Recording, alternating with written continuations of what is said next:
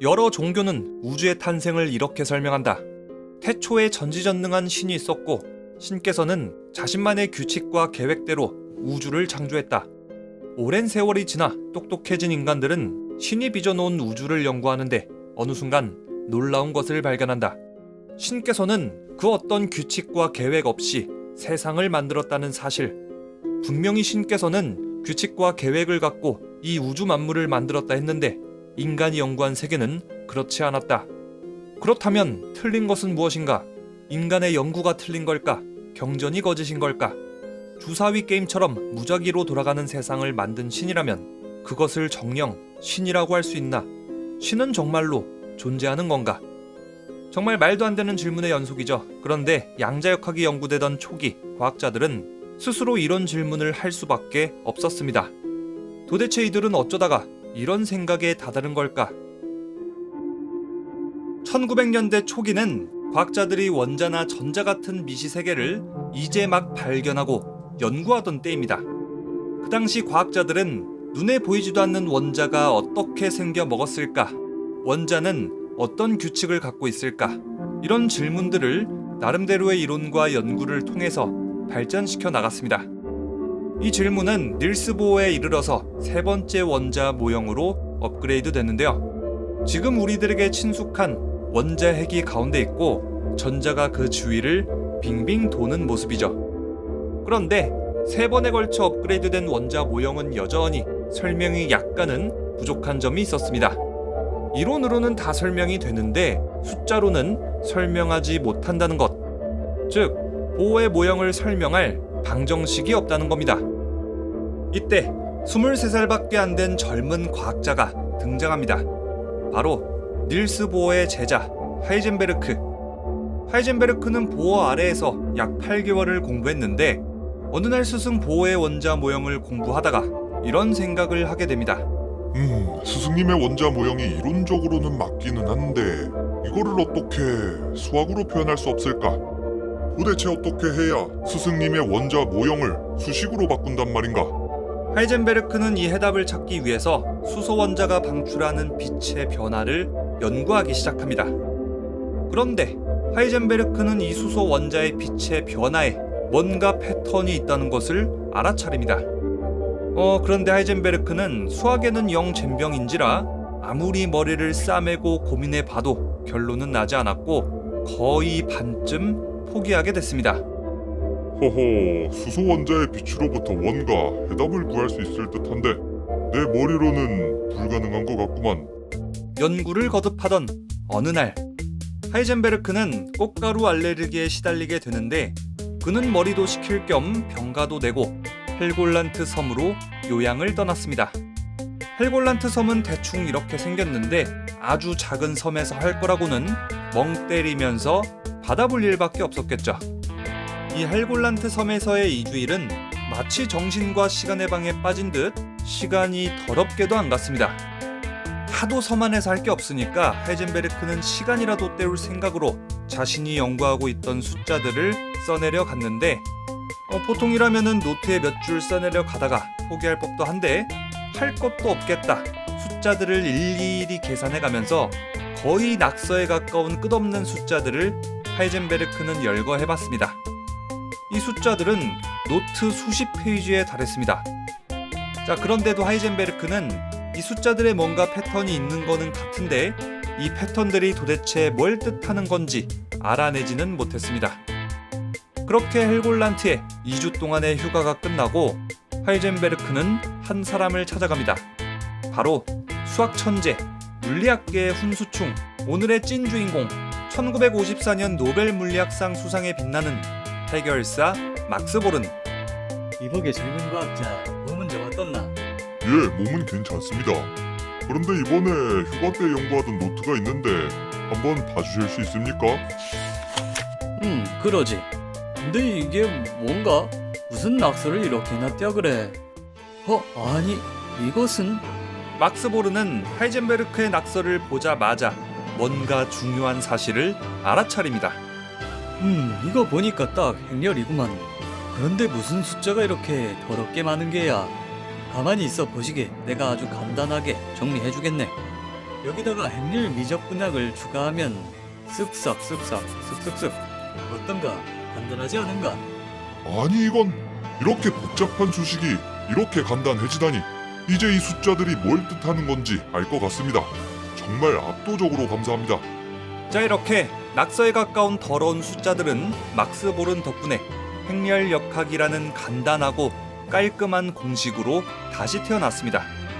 덕분에 하이젠베르크는 겨우 23살밖에 되지 않는 나이에 스승 보호의 원자 모형을 행렬역학으로 수학적으로 표현할 수 있었고, 전자가 어디에 있을지를 확률적으로 알 수 있었습니다. 그런데 하이젠베르크의 행렬역학을 영 마음에 들어하지 않았던 물리학자가 있었으니 그는 바로 슈레딩거의 고양이로 유명한 에르빈 슈레딩거. 슈레딩거는 전자를 파동이라고 가정한 다음 이 파동이 어떻게 움직이는지를 수학적으로 설명하는 파동 방정식을 발표합니다. 그런데 슈레딩거 본인조차도 이 파동 방정식이 뭘 뜻하는 건지 해석을 못하고 있었고, 이때 또다시 막스 보른의 훈수질이 시작됩니다. 막스 보른이 보기에는 슈레딩거의 파동 방정식은 불완전해 보였습니다. 아이고 참, 자네가 수식을 만들어 놓고 해석을 못하고 있는 겐가? 아니 그리고 이 공식은 뭔가 빠져있네. 이 수식은 아직 불완전하네. 내가 직접 이 수식을 봐줄 테니까 딱 기다리고 있어 보게. 얼마 지나지 않아 막스 보른은 슈레딩거의 파동 방정식을 갖다가 몇 가지 수정을 더해서 새로운 해석을 내놨고, 이것을 논문으로 발표합니다.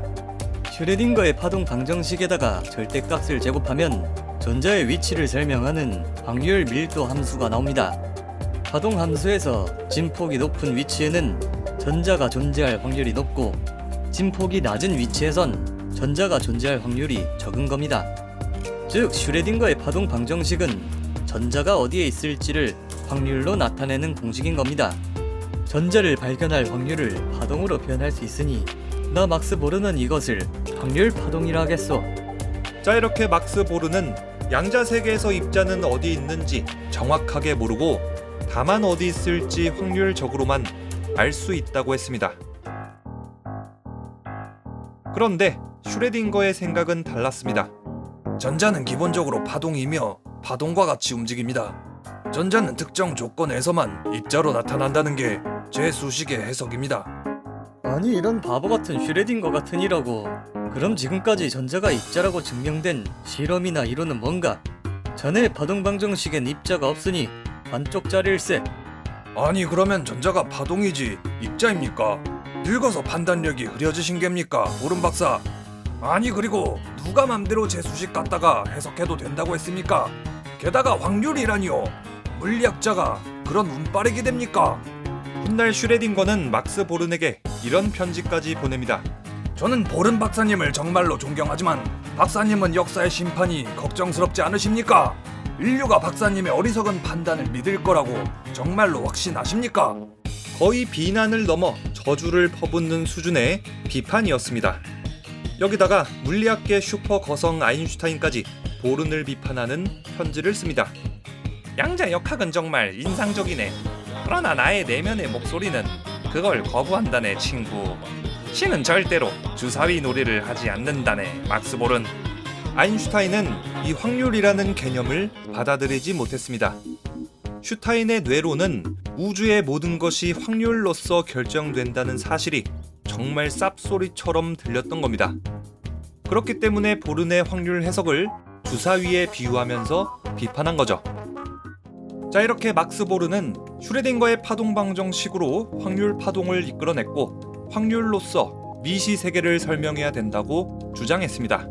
안타깝지만 나의 확률 해석이 양자 역학을 훨씬 더 완벽하게 설명한다네.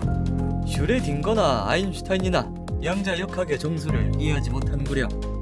막스 보른의 이런 생각에는 닐스 보어, 하이젠베르크도 동의했고, 이 세 명이 뭉쳐서 코펜하겐 해석을 만들게 됩니다.